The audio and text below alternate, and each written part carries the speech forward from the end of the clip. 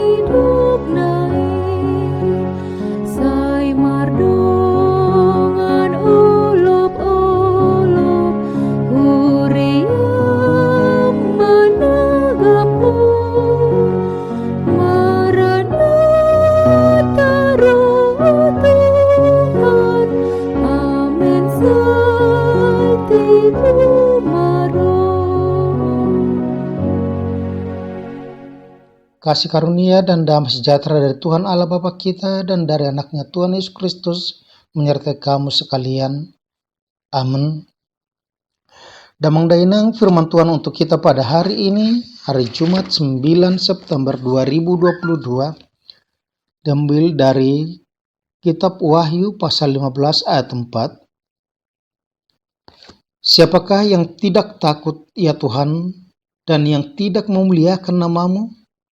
Sebab engkau saja yang kudus, karena semua bangsa akan datang dan sujud menyembah engkau, sebab telah nyata kebenaran segala penghakimanmu. Tung isi mana sumaka biariho ali Tuhan, dohot pasangapo guarmu, ay sasada hodo nabadia, ay naroma saluhut bangso marsoba tujolom, ay nung ngagabi patar aka pamhumu natigori. Demikian pembacaan firman Tuhan. Damang Dainang, saudara-saudara yang dikasihi oleh Kristus, nats kita pada hari ini merupakan bagian nyanyian mereka yang menang, di mana melalui penglihatan atau wahyu yang diterima oleh Yohanes ketika dia dibuang atau diasingkan di Pulau Patmos, dia melihat bahwa di akhir peperangan di mana orang-orang akan mengalahkan kejahatan dunia. Dan dalam itu juga dikatakan bahwa ada satu tanda di langit yang besar dan ajaib. Dan 7 malaikat dengan 7 malapetaka terakhir, mereka itu menyanyikan kemuliaan Tuhan. Menyanyikan nyanyian Musa yang menggambarkan bahwa besar dan ajaib segala pekerjaanmu ya Tuhan Allah yang maha kuasa, yang adil dan benar segala jalanmu, ya Raja segala bangsa. Melalui nyanyian Musa yang dikatakan di situ, nyanyian tentang anak domba yang sudah menang. Dikatakan di situ bahwa begitu besar dan ajaib segala karya Tuhan. Begitu adilnya dia tidak memandang muka. Segala sesuatu akan sampai kepada penghakiman. Dan dia akan dihakimi secara adil oleh anak domba yang sudah mengalahkan kuasa iblis, dosa, dan maut. Oleh karena itu di situ dikatakan bahwa di dalam firman Tuhan pada saat ini dikatakan siapakah yang tidak takut ya Tuhan dan yang tidak memuliakan namamu? Kenapa dikatakan siapakah yang takut? Kalau dulu kita sering dikatakan bahwa kita takut kepada seseorang, maka kita akan menghindari dia supaya kita tidak bertemu dengan orang tersebut. Kalau seorang murid dia merasakan ketakutan kepada gurunya, maka dia akan menjauh, menghindar supaya jangan berpapasan dengan gurunya di jalan. Ketika dia tahu bahwa gurunya ada di depan sana, maka dia akan bersembunyi di part atau di balik pohon supaya gurunya jangan melihat dia. Itulah ketakutan manusia. Tetapi kalau dikatakan di situ, siapakah yang tidak takut? Ya Tuhan. Artinya ketakutan manusia kepada Tuhan adalah karena manusia itu adalah manusia yang berdosa, sementara Tuhan adalah yang maha kudus. Ketidaklayakan manusia hadir di hadirat Tuhan karena dosa manusia.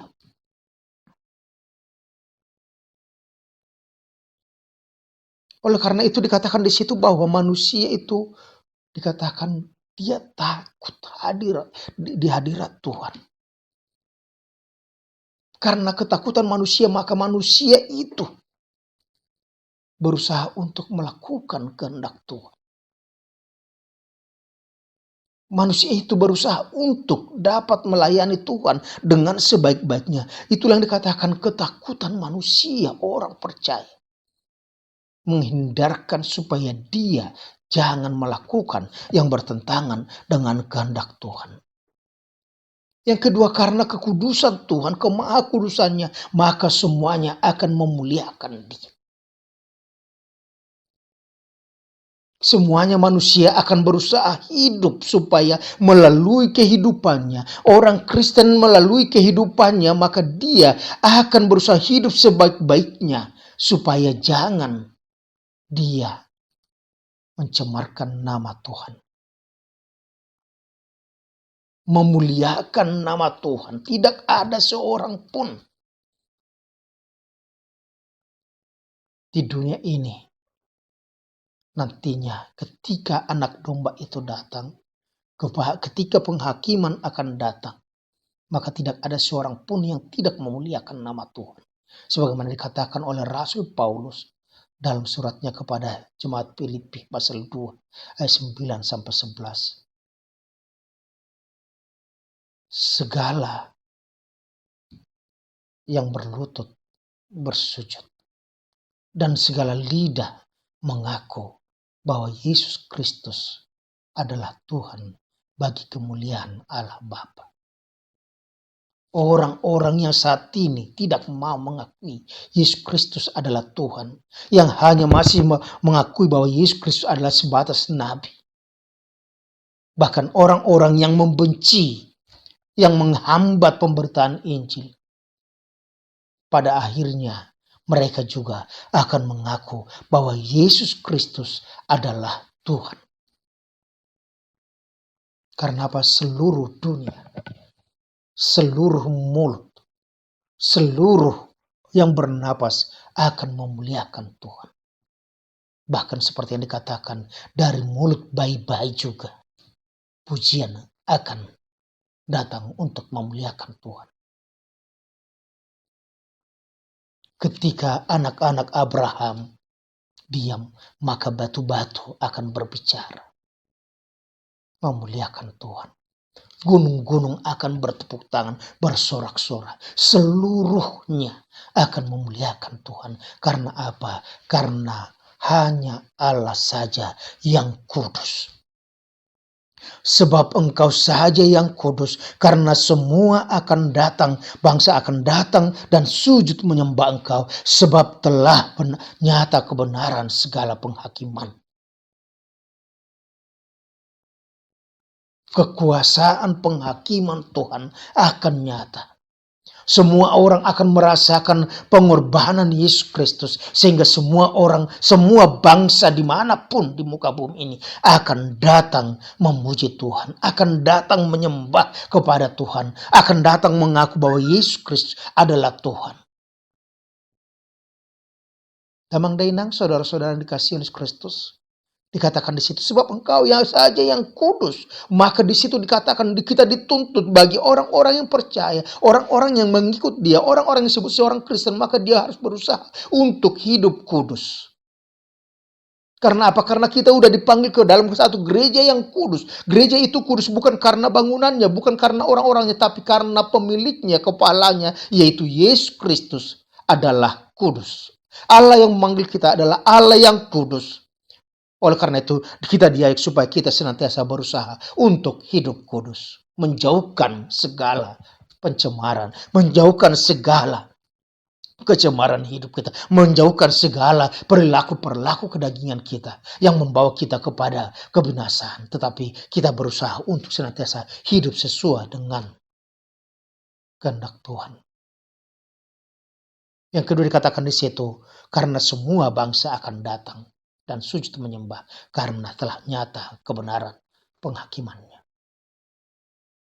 Kita sebagai orang-orang Kristen dikatakan hari penghakiman bagi orang Kristen adalah hari sukacita. Karena apa? Karena yang menjadi hakim terakhir adalah Tuhan Yesus Kristus sendiri. Yang kita sembah, yang kita ikuti, yang kita sudah mengerti kehendaknya. Melalui pendengaran kita akan firman-Nya, melalui pembacaan kita akan firman-Nya, melalui khotbah-khotbah yang kita dengarkan. Oleh karena itu dikatakan kita tidak perlu takut. Karena apa? Kita tahu apa yang diinginkannya. Kita sudah mengetahui dan melakukan itu. Apa yang diajarkannya, apa yang diinginkannya dalam kehidupan kita. Oleh karena itu, masa penghakiman bagi orang Kristen adalah masa sukacita. Karena kita akan menerima jerih payah kita. Ketekunan kita akan menghasilkan sukacita. Asalkan kita tidak lemah. Amin. Terima kasih Tuhan yang Maha Kudus. Kami adalah orang berdosa, tapi telah Engkau panggil, Engkau tebus. Oleh karena itu, kekuasaan-Mu, kekudusan-Mu, kebenaran-Mu sudah nyata di tengah-tengah kehidupan kami. Oleh karena itu, biarkan kami juga sebagai pengikut-Mu, kami akan berusaha untuk hidup kudus, menjauhkan kecemaran dari perilaku kami, kejahatan kami. Tapi kami mau melakukan perbuatan-perbuatan baik sebagai tanda kami sudah beriman dan percaya kepada-Mu. Dalam nama Tuhan Yesus Kristus kami berucap syukur. Amin. Anugerah Tuhan kita Yesus Kristus, kasih Allah Bapa dan persekutuan dengan Roh Kudus menyertai dan memberkati engkau sekarang sampai selama-lamanya. Amin. Horas damang dainang, lakukanlah pekerjaanmu dengan senantiasa takut akan Tuhan.